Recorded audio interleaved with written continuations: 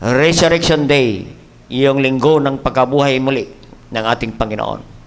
And ating pong pag-aralan muli, i-review muli natin ang pagkabuhay muli ng Panginoon. And ating text for today is found in 1 Corinthians chapter 15. 1 Corinthians chapter 15. And basahin po natin, and we would like to commemorate the resurrection of Jesus Christ today, no? As we celebrate the resurrection day of the Lord Jesus Christ. Our text for today in 1 Corinthians chapter 15 and 1 to 19. Amen.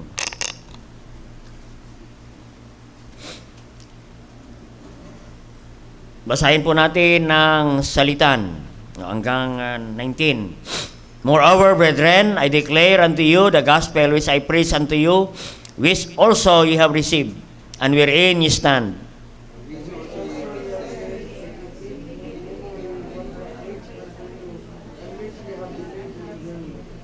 For I delivered unto you first of all that which is also received, how that Christ died for our sins according to the Scriptures.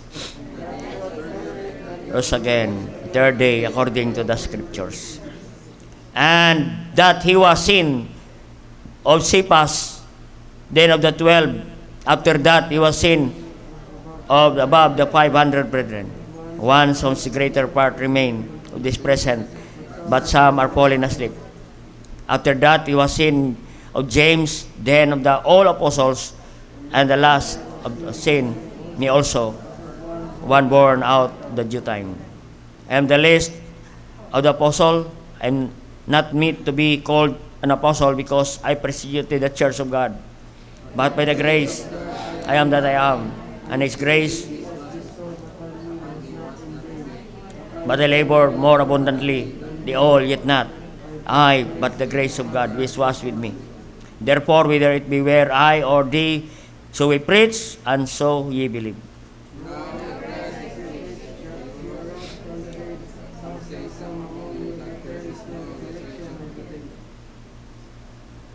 But if there be no resurrection of the dead, then is Christ not risen. Christ be not risen, then our preaching is in vain. Ye are we found false witness of God, because we have testified of God that He raised up Christ, whom He raised not up, if she be that the dead shall rise not.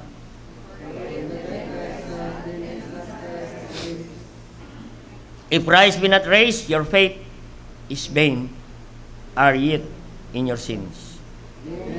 So which are fallen asleep in the fall furnace. Sabay-sabay nating basahin. If in this life we have hope in Christ, we are all of men most miserable. Tayo po mag-pray. Dakilang Diyos, thank you for the passage that we read this morning. Holy Spirit of God, as we celebrate the Resurrection Day, the world today celebrating the Resurrection Day, praise God, you died in the cross of Calvary, He was buried and rose again after 3 days. Praise God, sa umagang ito, Holy Spirit of God, we need your power and wisdom, and give me wisdom, O Lord, and guidance as I deliver your message, O God. I need your help, O God, and make me blessing, and send us revival from heaven through your word, O God, and use the servant and to be a blessing to the brethren, O God, this morning. And Holy Spirit of God, speak to us in a very special way through your words, O God. And may your presence, Holy Spirit, be with us this morning, and fill us, Holy Spirit, with your word, and we go home filled with the word of God. And save souls this morning. Kung mayroon mang sa aming kalagitnaan na hindi tiyak ang langit at buhay na langgan, kung sakali sila bawian ang buhay, Lord God, this is the turning point of them to accept Christ as their personal Savior. Praise God for this morning. Thank you for this great day. Thank you for the brethren who come to you, O God, this morning, and bless us today, and forgive our sins, and all these things we ask in Christ Jesus' name. Amen. Praise the Lord. You may be seated. At binibati ko po ang aking kapatid dyan sa Antique, si Lilit Alvarez Barona. And then, ang aking mother, si Nanay Libring. Kasama po natin ngayon sa ating worship service. Binabati natin sila dyan. Praise God. And the title of message this morning is The Truth of Resurrection. Totoo na ang Panginoong Kristo ay nabuhay naman muli. There is a proof. As we read the passage, maraming mga proof na ang Panginoong Kristo ay bumangon muli at ang marami pong mga kapatiran na nakakita sa ating Panginoong Kristo. Testified that Jesus Christ died and rose again. Kaya salamat sa Panginoong Hesus Kristo na siya ay bumangon naman muli. And we are going to study the truth of resurrection. Parang mali yung resurrection sa spelling natin. Alam ko double R yan. Palitan natin double R. Tama ba?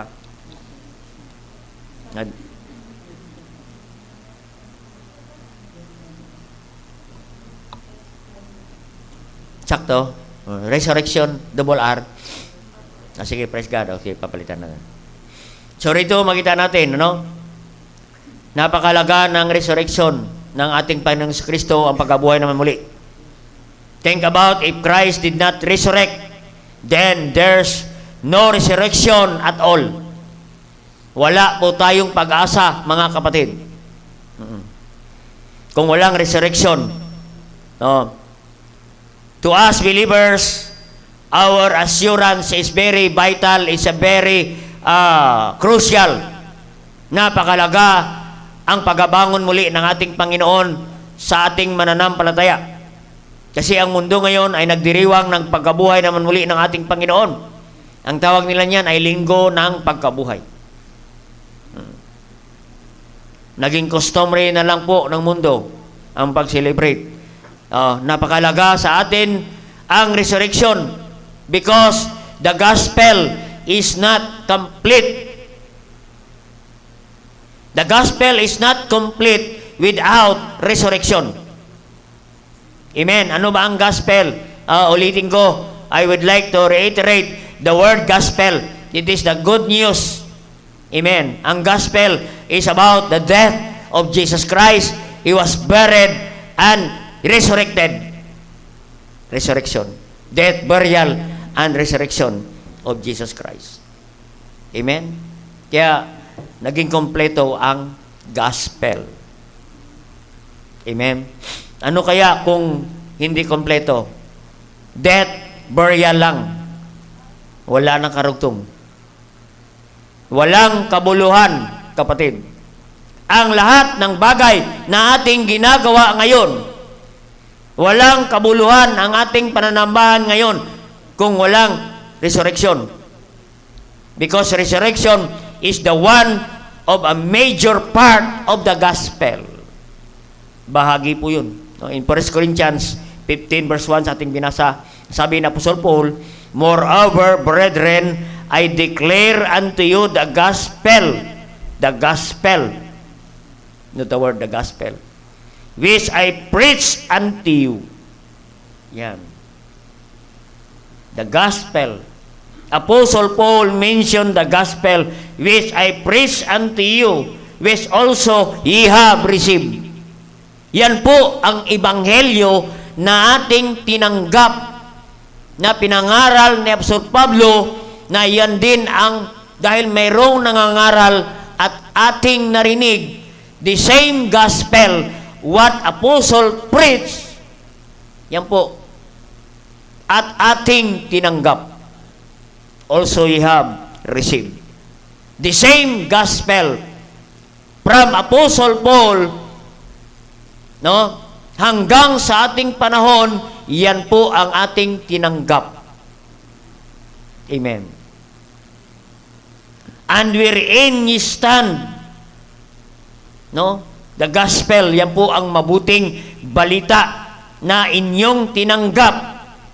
Wherein ye stand, yan po ang naging saligan. naging basihan ng ating pananampalataya, naging basihan ng ating kaligtasan. Amen. Kaya tandaan natin, tayo ay naligtas sa pangangaral ng Ebanghelyo. Amen. Ano ang Ebanghelyo? Mabuting balita, the death, burial, and resurrection of Jesus Christ. Na si Jesus namatay isang araw, 2,000 years ago, Jesus died. He was buried, and after 3 days, He rose again. Amen. Yan po ang gospel. No? Because of the gospel, we heard the gospel, we are here this Sunday. We are here every Sunday to celebrate the resurrection day of Jesus Christ, not only in the time of Holy Week, but we celebrate Resurrection Day every Sunday. Amen. Kaya nga, mga kapatid, ang Sunday is very important day for every believers because we remember the resurrection day of Jesus Christ. Every time you come to worship, every Sunday, you remember the death of Christ, and He was buried and rose again. No? Ang sabi niya sa verse 2, sabi ito, but which ye also are saved if ye keep in memory. Amen. Huwag nating kalimutan, kapatid, ang pagkabuhay ng Panginoong Jesucristo na yan ay pinapangaral ni Apostol Pablo, ay yan din. Huwag nating kalimutan hanggang ngayon, mga kapatid, to celebrate every Sunday the resurrection day of Jesus Christ until the sound of the trumpet, until the coming of the Lord Jesus Christ. Don't stop celebrating, commemorating the resurrection day of Jesus Christ. And we believe that the Lord Jesus Christ will come on Sunday. Amen? No? Kaya nga, mga kapatid, no? We need to understand the importance of the resurrection. The truth of resurrection, kung bakit mahalaga ang pagkabuhay muli ng ating Panginoon bilang mananampalataya. Amen. Since the word, as they celebrate Resurrection Day, and today we are going to study the truth of resurrection, how so vital and very crucial to every believers ang pagkabuhay muli ng ating Panginoon. Kasi dyan po tayo nagkaroon ng pag-asa ng ating buhay because of His resurrection. That's why Apostle Paul mentioned in verse 19, if in this life we have hope in Christ, you are most men miserable. Maging miserable ang ating buhay, mga kapatid, kung ang Panginoong Jesucristo ay hindi nabuhay naman muli, kapatid. Miserable ang isang tao na hindi niya tagpuan ang ang ebanghelyo ng ating Panginoong Jesucristo. Amen. Kung wala kang ebanghelyo, wala kang Kristo, wala kang salita ng Diyos, wala kang simbahan, wala kang marinig na salita ng Diyos, yan ang sabi ni Paul, you are most men miserable. Ikaw na ang pinaka-miserabling tao sa balat ng lupa. Kung wala kang Kristo, wala kang ebanghelyo, wala kang kaligtasan, wala kang panampalataya, wala kang simbahan, wala kang word of God na marinig, wala kang pastor, you are most men miserable. Nakita na kayo ng taong miserable, maluluha ka. Punta kayo sa jail, you can see miserable men. Amen. That's why we have jail ministry. Amen. To see the condition of people without Christ, They are living miserable life. They experience hell on earth. Amen. Kaya yun mga kapatid, how important is resurrection to us?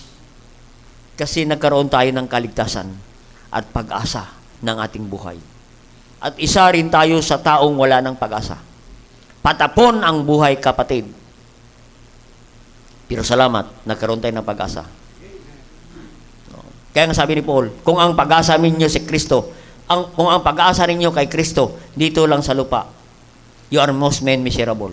Kung ang pag-asa natin ay sa kapirahan, kayamanan, material ng mga bagay, miserable ka. Bakit? Hindi dito ang tunay na pag-asa.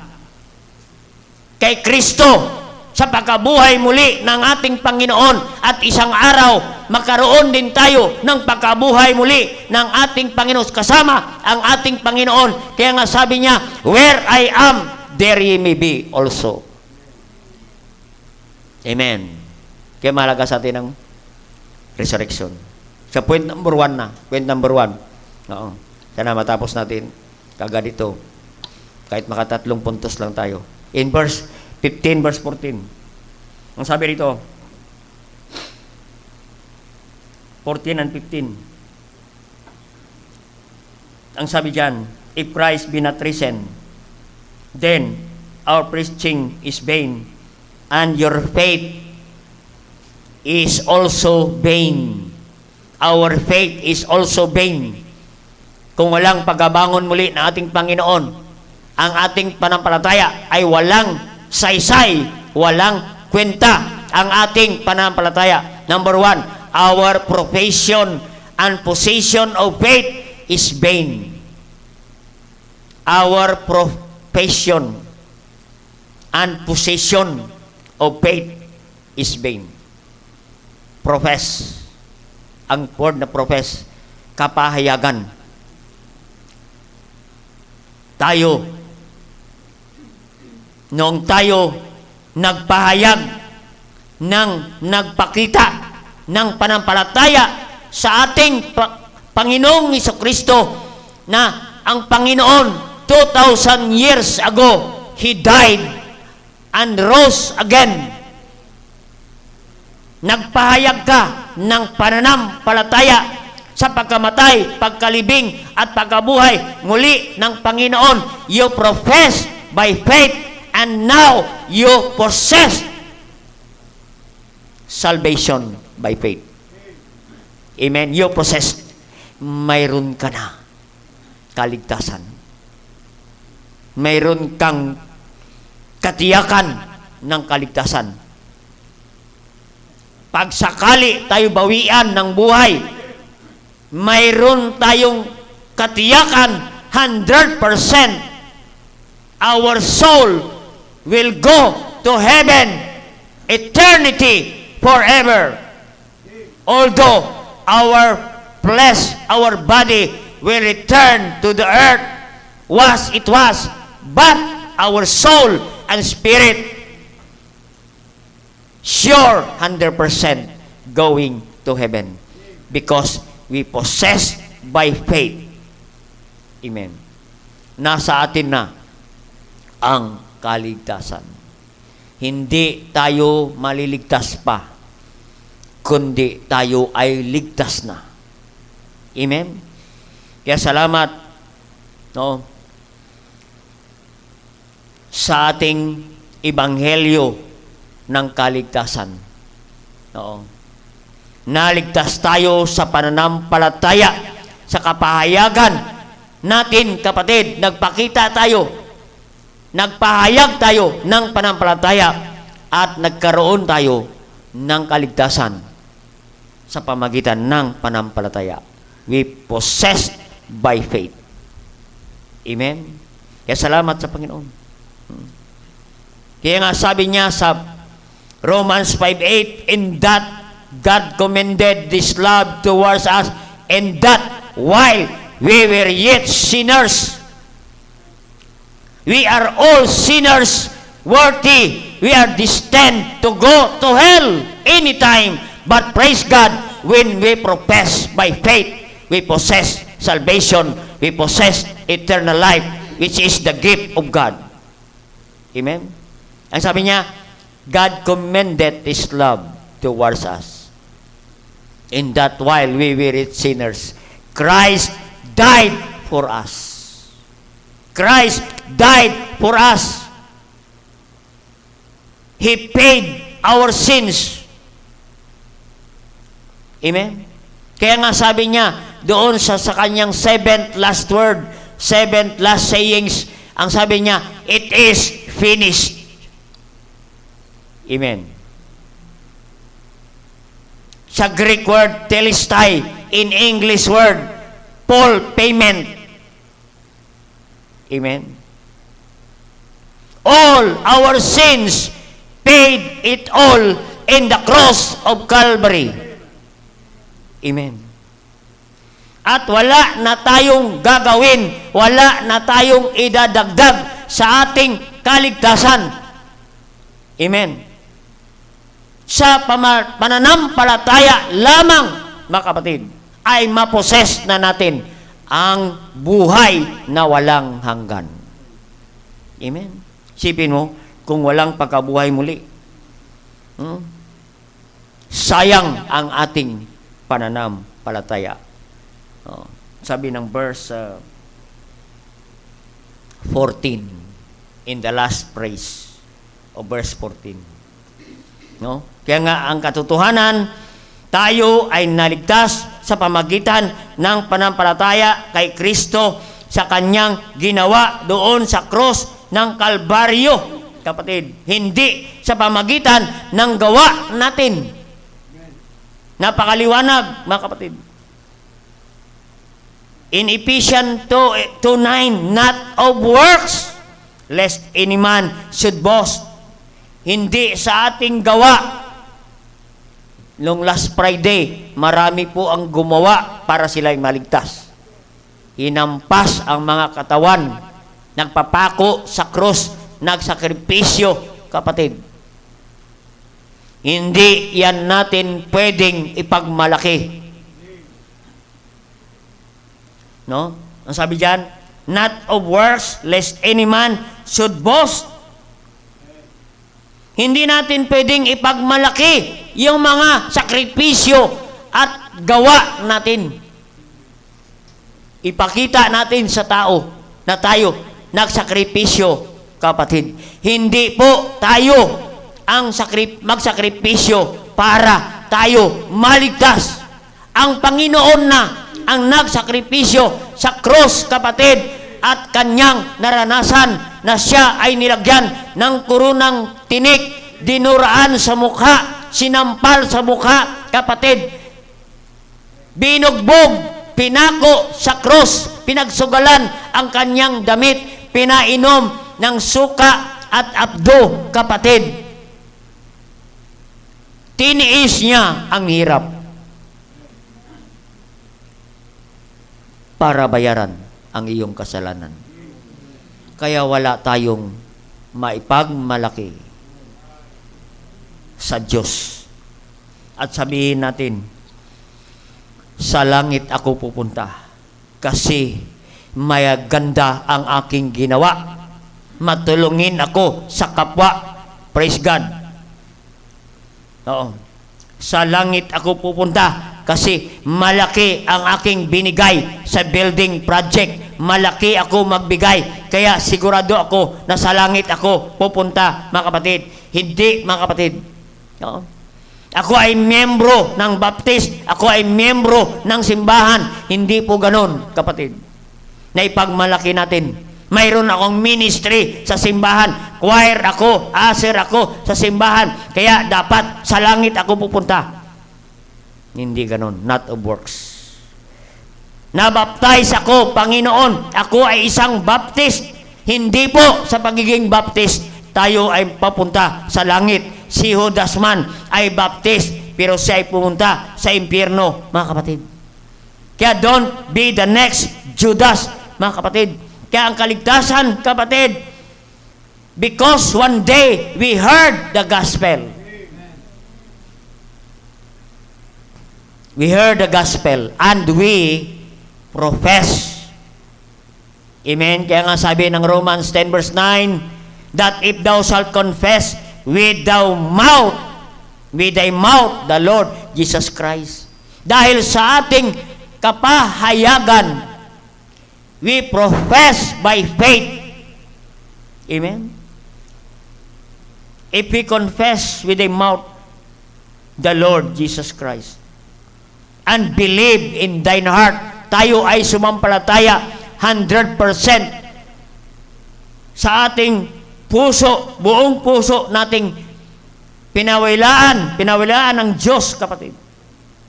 We believe the gospel and His resurrection. Kaya sabi niya, if they confess with their mouth the Lord Christ and believe in thine heart that Jesus raised Him from the dead, that is resurrection, thou shalt be saved. Amen? Kaya salamat. Nandyan ang resurrection sa Romans 10 verse 9. Raised Him from the dead, that is resurrection, and thou shalt be saved. Amen? Kaya mahalaga ang resurrection. Our profession of possession of faith is vain. Hindi kompleto ang ebanghelyo, kapatid. Kaya nga, sabi ni Paul, keep in memory. Huwag nating kalimutan na tayo ay naligtas sa pamagitan ng ebanghelyo. Dahil tayo ay sumampalataya. Amen? Kaya hindi kompleto ang gospel kung walang resurrection. Amen? Kaya nga, keep in memory the gospel which I preach unto you. Amen? Kaya salamat sa Panginoon. Our profession and possession of faith is vain without resurrection. Amen? And number 2, the same verse in verse 14.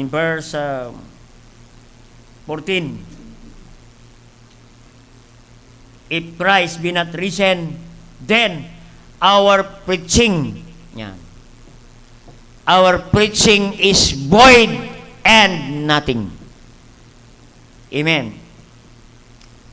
Void, incomplete, empty, kulang, walang silbi ang pangangaral ng salita ngayon kung walang pagkabangon muli ng ating Panginoon. Amen. Yan po, ang void, preaching is void. Walang silbi, something missing, something incomplete, kapatid.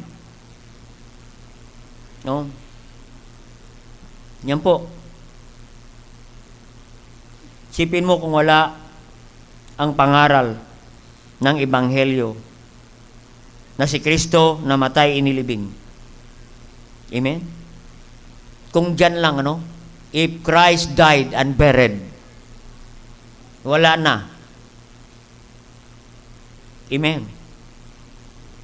Walang kwenta ang ating pagtitipon ngayon. Walang kwenta ang pangangaral ng salita ng Diyos ngayon. Walang kwenta ang worship service natin ngayon. Walang kwenta ang ating Sunday school ngayon. Walang kwenta ang ating sakripisyo. We spend much money para makapunta sa simbahan. We spend our time, efforts, sacrifice para makarating ka sa simbahan. Na kapatid, kung walang resurrection, our preaching is void and nothing. Amen? Wala kung hindi kompleto ang ebanghelyo. Walang pagkabuhay muli. Amen? Kaya makita natin, kung si Kristo na natili sa libingan, ano ang gagawin natin? Amen? Wala tayong preaching ngayon. Wala tayong service. Amen? Marami ngayon yan. Maraming Diyos ng mundong ito na matay, inilibing at nanatili sa libingan. Amen. Ang Diyos na si Buddha, Diyos ng mga Chinese, namatay 1,000 years ago. Buddha died 1,000 years ago, still in the grave today. Amen? Namatay hanggang ngayon sa libingan. Amen? Yung Diyos ng Hindu na si Krishna, thousands of goddess ang Hindus, kapatid. Their gods died. Si Krishna died. The God of Hindus died and remained in the grave until now. Amen? At doon ka magtiwala. Si Muhammad namatay, still in the grave today. But praise God, our God, the Lord Jesus Christ, died, buried. Praise the Lord, He rose again. Kaya nga, that's the good news for us Christian. Kaya nga, nakalagay doon sa libingan ng Panginoong Kristo. He is not here. Sa mga nagbisita, kung research ninyo, ang libingan ni Kristo, ang nakalagay doon sa kanyang lapida, He is not here, but He is risen. Wala na siya rito sa libingan. Siya ay sa langit na. Bumalik na sa langit. Pagkatapos ng makita ng mga apostles at mga kapatiran ni Apostle Paul, at siya ay bumalik na sa langit. At the same Jesus will come back again, and He is the Jesus, and He is our hope. He will come again and receive us, that where I am, there ye may be also. Amen? Yan ang ating pinapangaral ngayon. The same preaching like Apostle Paul. Amen? The same preaching, we preach the gospel. Amen? Kaya walang preaching kung walang pagkabuhay muli ng ating Panginoon. Magkwentuhan na lang tayo maghapon. That's why we are preaching every Sunday, because of His resurrection. Kaya nga mayroon tayong pananambahan every Sunday because of His resurrection. That's what we preach today. The gospel, we preach with boldness, we preach with power. Mga kapatid, we preach without reservation. Amen? Because we are preaching the truth of the resurrection of Jesus Christ. Amen? Nothing but the truth. We are preaching the Bible message, kapatid. We are preaching the gospel that only Jesus saved. Amen? Wala nang iba. Plus nothing, minus nothing. Only Jesus Christ is the only way going to heaven. John 14:6, I am the way, the truth, and the life. Amen? Kaya mga kapatid, kaya nga sabi ni Paul, mahalaga ang ebanghelyo. Nandoon nakapaloob ang resurrection. Anong sabi niya sa Romans 1:16? For I am not ashamed of the gospel of Jesus Christ, for it is power of God. Take note the word. It is power of God unto salvation. Every time we preach the gospel to the lost sinner, there is power, the power of God. Amen? Kaya wag, sabi niya, for I am not ashamed. Wag kang mahiya, wag kang matakot, ipangaral ang salita ng Diyos. Hindi po tayo nagliligtas, hindi po sa pamagitan ng ating kapangyarihan, but by the power of God unto salvation. Amen? Kaya pag dinala mo yan, ang mabuting balita, mayroong naliligtas. Amen? Kahit anong tigas ng puso niyan, kapatid. Basta makarinig yan ng ebanghelyo ng kaligtasan, magugulat ka, naliligtas. Amen? Because of the power of God, because of the power of the preaching of the gospel. Preach the gospel. Huwag tayong magsawa na ipangaral ang Ebanghelyo.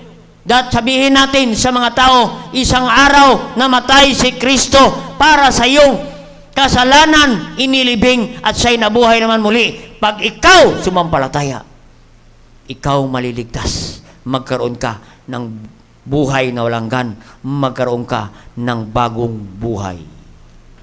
Amen. Praise God. And last Wednesday, mayroon kaming nasiran 2 pulis Bacoor. Diyan sa Provincial Police Office. Sila'y tumanggap sa Panginoon bilang tagapagligtas. Amen? And last Saturday, 4 na pulis tumanggap sa Panginoon diyan sa kabila. Amen? At kahapon, dumating ulit silang 3. At may akay silang 1 bisita. At gusto nilang pasiran. 1 civilian. Bisita nila, pastor. Dinala namin yan para masiran ng salita ng Diyos. May bisita ang pulis. May pag-ibig sa kaluluwa na maligtas. Sabi niya, pastor, dinala namin yan para gusto namin masiran. Kasi wala sa hulog yan. Amen. Sana pag-uwi niya na sa hulog na. Mga kapatid, kahit anong uniforme yan, kahit ilang star yan, kahit anong taas ng ranggo niyan, basta makarinig ng Ebanghelyo yan, may kapangyarihan ang Ebanghelyo. Maliligtas yan, kapatid. Kaya huwag kang matakot ipangaral ang Ebanghelyo. Wherever we go, bring the gospel to the people. Death, burial, and resurrection of Jesus Christ. Basta makarinig yan, maliligtas yan, kapatid. Kahit anong taas ng ranggo niyan, basta makapasok ang salita ng Diyos, Ebanghelyo, tatagos yan sa puso, tanggapin niya si Kristo bilang tagapagligtas. Amen. Kahapon, nag-Bible study kami dyan. Umuwi sila. Nababagbag ang damdamin. Sabi ko, bring the gospel to your family. Nakakalungkot, kayo ang pupunta sa langit. How about your wife? How about your children? Will go to hell one day. Kaya, because sana may bisita kayo ulit next Saturday.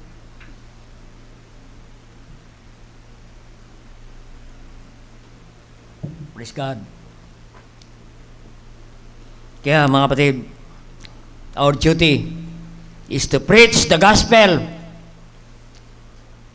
Preach the word of God. Sabi ni Paul kay Timothy, preach the word.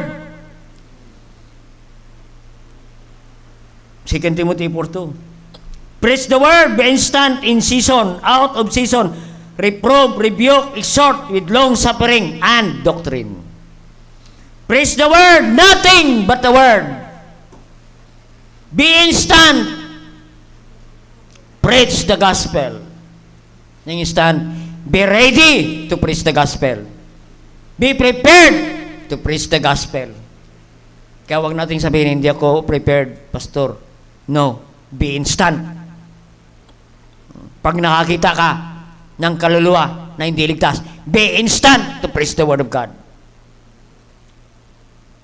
Reprove. Yung word na reprove. Palalahanan natin sila kung sila naliligaw ng landas. We need to reprove them. Amen? Palalahanan natin sila, kapatid, kung sila ay malayo na sa Panginoon. Hindi na maayos ang kanilang buhay. Hindi na maayos ang kanilang kasuotan. Amen. We need to reprove them. Hindi ganyan ang suot ng Kristiyano. Hindi yan ang buhok ng Kristiyano. Hindi yan ang damit ng Kristiyano. Hindi yan ang pananalita ng Kristiyano. We need to reprove them. Palalahanan natin sa kanila. Amen? Yan ang word na reprove. Point out error in life. Sabihin natin sa kanila, mali yan, kapatid. Mali yan ang ginagawa mo, kapatid. Mali yan na nakalabas ang pusod mo, nakalabas ang legs mo. Oo. Amen? So we preach kung ano ang standard ng Biblia. Amen? May standard lahat ng bagay. Amen? Maging sa pag-aasawa, may standard tayo, mga Kristiyano. Ang sabi ng 2 Corinthians 6:14, be not unequally yoked to unbelievers. Amen? Be not unequally yoked to unbelievers. Amen. Yung kalabaw at saka baka, hindi mo pwedeng isama sa isang yoke. Hindi sila nagkakasundo. Yung kalabaw at kabayo, hindi pwede magsama, kapatid. Hindi yan magkakasundo. Yan ang sinabi na yoke. Yung yoke, yan ang nilagay sa kalabaw. Kailangan kung kalabaw. Oo. Nilagay yan paghila. Oo. Yoke. Kasi iba ang lakad ng kabayo, iba ang lakad ng kalabaw. Pag sinama mo yan, kapatid, magkakalgulo kayo sa paglakad lang. Amen. Sa lakad pa lamang, hindi na kayo nagkakasundo. Lalo na sa pagkain, sa iniinom, hindi na kayo magkakasundo sa lahat ng bagay. Kaya nga sabi ni Paul, be not unequally yoked to unbelievers. Paul urged the believers not to form binding relationship with unbelievers. Huwag kang makipamatok sa mga hindi mananampalataya. Why? Ano ang resulta? It might weaken your Christian life. Yan ang kasama mo. Yan ang maghila sa'yo para humina ka sa pananampalataya. Hihilain ka, mag-backslide, magbalik sa mundo. Yan po. Weaken your commitment. Mapawala-wala ka na pag Sunday. Mawala ka na sa simbahan. Mawala ka na sa ministry. At isang araw, hindi ka na matagpuan sa simbahan, kapatid. Pag nag-asawa ka ng hindi mananampalataya. Amen? It lost your integrity bilang Kristiyano. It lost your standard in your Christian living. Mawala ka na sa hulog. Amen? Walang standard. Isipin mo naman, kung mag-asawa ka ng manginginom, anong mangyari dyan? Utusan ka, bibili ng alak. Honey, bili ka mo ng alak. Sunday, bibili ka ng alak. Itatago-tago mo pa kasi ikaw ay Kristiyano. At pag nalasing yan, maghugas ka pa ng kanyang suka. Oo. Pag nalasing yan. Oo. Kung nag-asawa ka pa, manginginom, sabongero pa, naku po. Oo. Sabongero, ano ang hawak niyan pag Sunday? Manok. Ang atupagin niyan araw ng Sunday. Kaya ang manok may vitamins. Si Mrs. walang vitamins. Ang mga anak walang vitamins. Oh. Bibigyan pa niya ng sagip.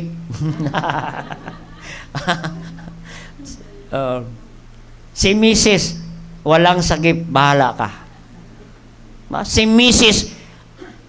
ang manok bibigyan pa yan ng prutas. May saging kompleto, may papaya, may mangga, si Mrs. Tuyo.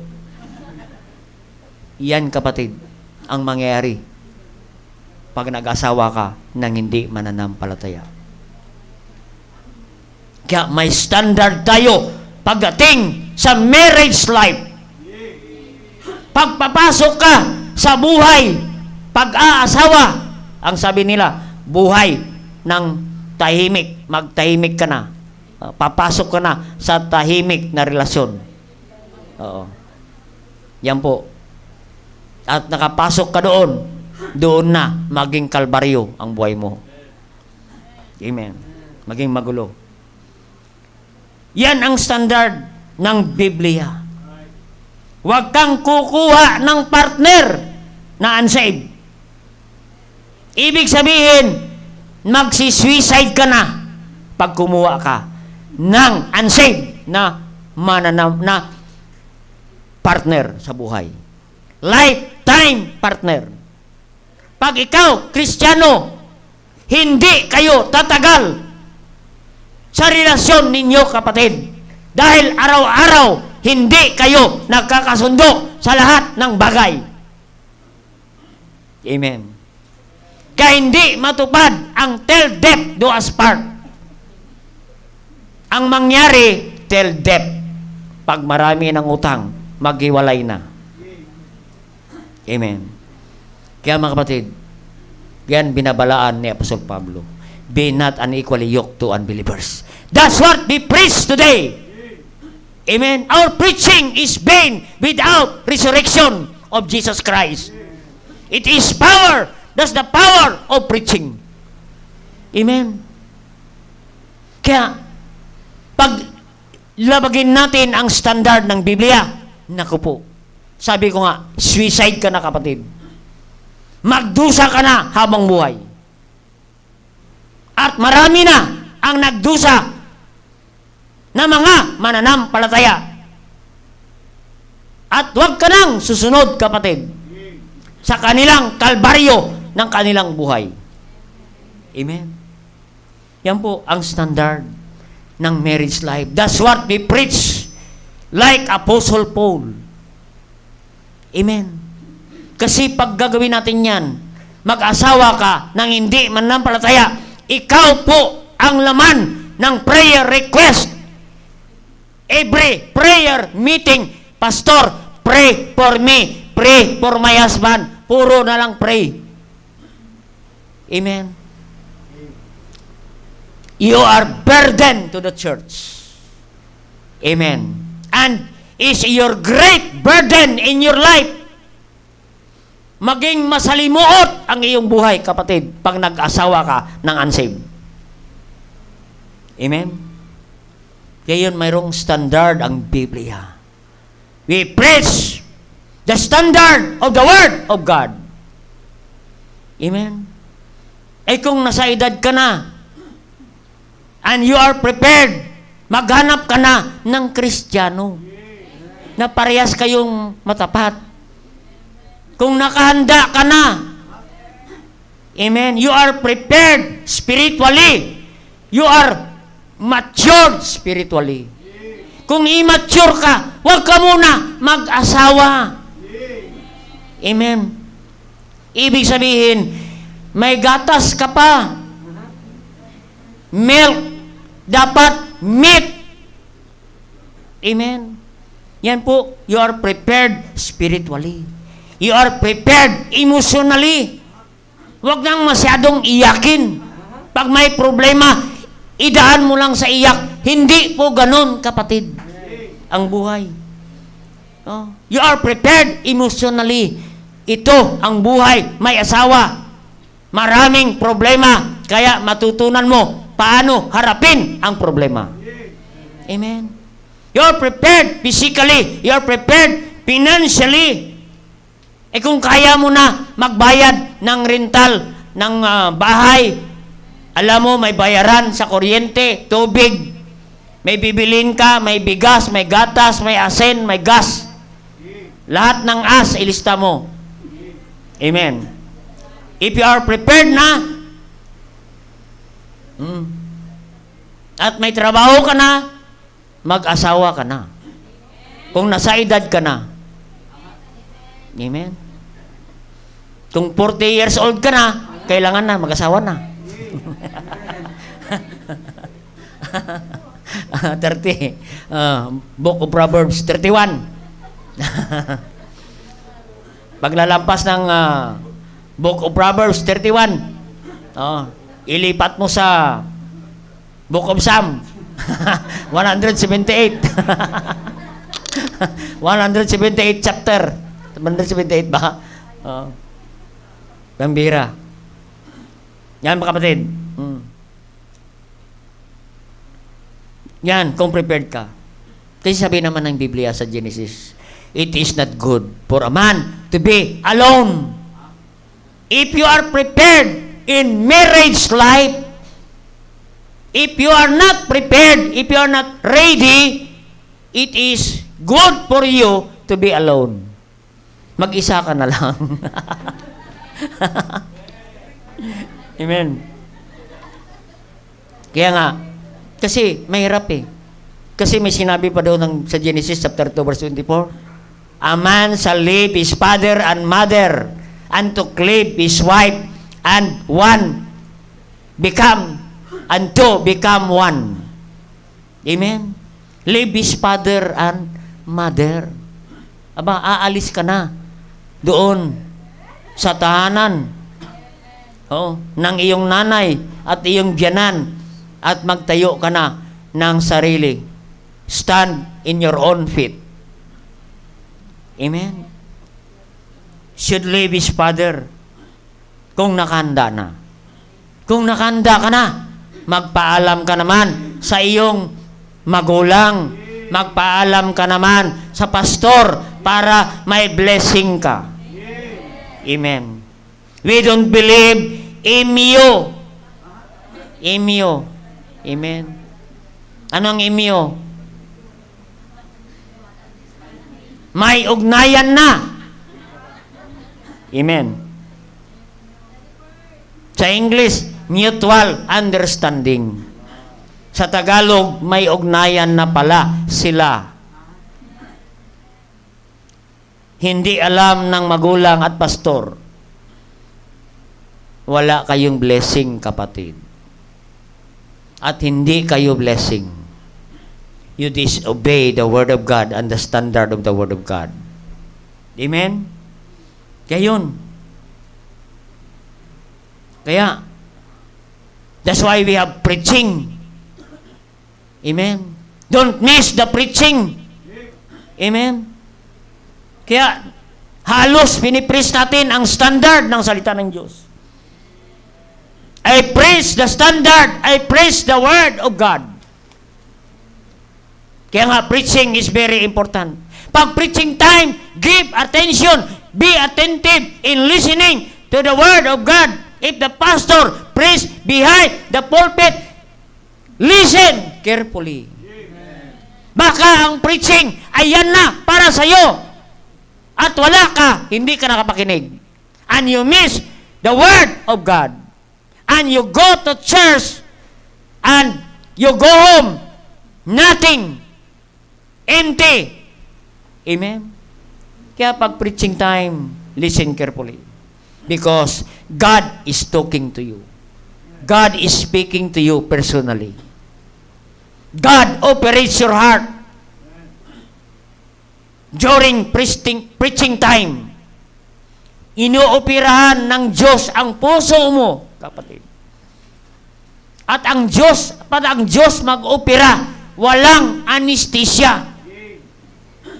That's why, nandyan, makarinig ka, nasasaktan ka, umaaray ka, dahil ang salita ng Diyos, ang operation ng Diyos, ang surgery ng Diyos, ay walang anesthesia. The Word of God is as a sword, alive, quick, like two-edged sword, piercing asunder, tusukin niya ang laman ng puso mo. That's the preaching of the Word of God. Kaya nga, two-edged sword. Kahit saan ka iilag, tatamaan ka ng salita ng Diyos. Pag natamaan ka, it means God is operates your heart. Sinusurgery niya. The great surgeon ang Panginoon. Yan lang, walang anesthesia. Katulad ng doktor. Amen. Walang anesthesia. Kaya aaray ka. Amen. And makarinig ka. Pag nakarinig ka ng ganyan, kapatid, nasaktan ka. Pero yan, sa ikabubuti natin, kapatid. Amen. Masakit ang Word of God. Don't be offended. Don't be hurt. God wants you to be good. Amen. Pag nasaktan ka, it means something wrong in your heart, something wrong in your life. Praise the Lord. Because God is correcting you. God is rebuking you. God is reproving you. Amen. Kaya, we are not here to hurt you or to put you in shame. But we are here to help you, to encourage you, to exhort you to be a good Christian. Amen? Kaya every time you come to this church, you hear hard preaching, red hot, hellfire preaching. Amen? Rebuke. Sigawan ka. Pagalitan ka. Amen? I-correct ka. Sawayin ka. Mga kapatid. Kaya we need to listen. Amen? Pag mali, i-correct natin. At may lagay tayo ng Panginoon sa tama. And God will bless your life. Amen. God will bless your life. Amen. Yan po. Kaya salamat sa Panginoon. Oo. And lastly na lang to. Our personal, in verse 17, if Christ be not raised, your faith is vain, are yet in your sins. Amen. Our personal sin is not banished and forgiven. Kung wala ang resurrection, kapatid, walang pagbabago ang ating buhay. Walang kapatawaran ang ating kasalanan. Personal sin is not banished and forgiven. Nanatili ka sa kasalanan kung hindi nabuhay ang Panginoon muli. Amen. Kung walang resurrection, wala tayong pagbabago. Ang ating buhay ngayon, hanggang ngayon ay patuloy pa rin tayo sa kasalanan. Tayo pa rin ay patuloy sa pag-iinom ng alak. Patuloy pa rin tayo sa pagda-drugs, kapatid. Wala tayong future sa drugs na yan, kapatid. Amen. Ang buhay natin, patapon. Pag walang resurrection ng Panginoon. Amen. Nakakatakot pag wala ka sa Panginoon. Ang kasalanan mo nanatili. Not banished and forgiven. Sipin mo yan. Wala kang pagbabago. Amen. So, patuloy ka pa rin sa drugs. Sa kasalanan. Amen. Kaya kung ayaw mong makinig ng salita ng Diyos sa simbahan, makarinig ka ng salita ng Diyos doon sa kulungan. Kaya mamili ka, kaibigan. Saan ang gusto mo? Kulungan o simbahan? Amen? Oo.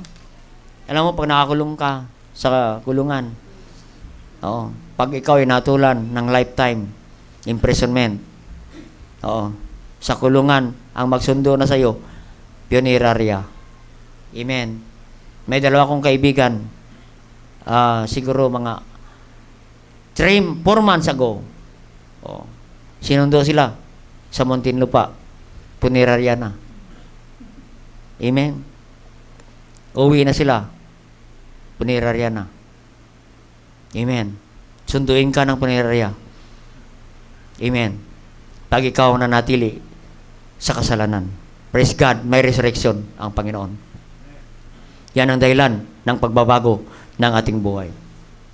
Mas maganda, sunduin ka para magsimba kaysa sunduin ka ng punerarya. Mamili ka, kapatid, at dire-diretso ka na sa impyerno. Praise God for the preaching of the Word of God. Thank God for the gospel. And this gospel changed our lives. Na marami dito dating adik pero naligtas. Adik sa drugs, adik sa alak, adik sa ML.